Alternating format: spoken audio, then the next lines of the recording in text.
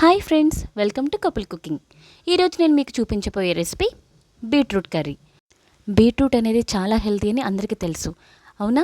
So మరి బీట్రూట్తో ఎలా curry చేసుకోవాలో ఈజీగా టేస్ట్గా చూసేద్దాం. ముందుగా 2 బీట్రూట్ అనేది తీసుకోవాలి. ఇలాగా చిన్న చిన్న ముక్కలుగా నేను చూపించిన విధంగా కట్ చేసి పెట్టుకోవాలి. మనం కర్రీలో ఇవి డైరెక్ట్గా మగ్గపెట్టకుండా ముందుగా ఉడకపెట్టుకుంటాం. అంటే కుక్కర్లో పెట్టుకొని ఒక 4 విజిల్స్ రానిస్తాం. సో ఆ ప్రొసీజర్లో నేను చేస్తున్నాను. ఇప్పుడు పచ్చిశనగపప్పు ఇలా బౌల్లో వాటర్ పోసుకొని ఇది కూడా రెడీ చేసుకోవాలి.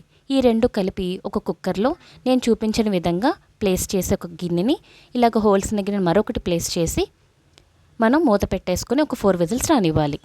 ఇప్పుడు కారం కోసం ఒక మిక్సీ జార్లో పచ్చిమిర్చి 3 తీసుకున్నానండి. 3 అల్లం ముక్కలు చిన్న చిన్నవి, అలాగే 3 వెల్లుల్లి, కొంచెం సాల్ట్ మిక్సీ పట్టుకోవాలి. తర్వాత కర్రీ కోసం ఒక ప్యాన్లో 3 టేబుల్ స్పూన్ ఆయిల్ యాడ్ చేసుకొని ఆవాలు, చాయ్ మినప్పప్పు, జీలకర్ర 1 టీ స్పూన్ వేసుకొని ఒక ఎండుమిర్చి, కొంచెం కరివేపాకు వేసుకొని కొంచెం వేగనివ్వాలి. తాలింపు వేగిన తర్వాత మనం ఏదైతే అల్లం వెల్లుల్లి పేస్ట్ రెడీ చేసుకున్నామో పచ్చిమిరకాయతో అదంతా కూడా ఇందులో యాడ్ చేసుకోవాలి. యాడ్ చేసి పచ్చిదనం పోనివ్వాలి. ఇలా పచ్చిదనం పోయిన తర్వాత ఒక ఆనియన్ తీసుకుని ఇలా చిన్న చిన్న ముక్కలుగా కట్ చేసుకొని యాడ్ చేసుకోవాలి. ఇలా ఒకసారి మిక్స్ చేసుకొని ఆనియన్స్ అన్నీ పూర్తిగా మగ్గిపోవాలండి. సో ఆనియన్స్ మగ్గిన తర్వాత మాత్రమే మనం ఏదైతే రెడీ పెట్టుకున్నామో బీట్రూట్ అండ్ పచ్చిశనగపప్పు ఉడకబెట్టింది అది మొత్తం కూడా ఇందులో యాడ్ చేసుకోవాలి. ఇలా ఉడకబెట్టింది కనుక మీరు వేసుకుంటే చిటికలో మీకు కర్రీ తయారైపోతుందన్నమాట. సో ఇలా నేను కొంచెం కొంచెంగా యాడ్ చేసుకుంటున్నాను బీట్రూట్ని. సో అలాగే పచ్చిశనగపప్పుని మొత్తం కూడా ఇందులో యాడ్ చేసేసుకుంటాను అనమాట.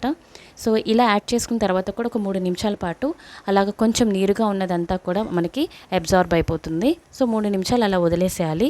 ఆ తర్వాత కొంచెం సాల్ట్ చెక్ చేసుకొని యాడ్ చేసుకోవాలి మీరు.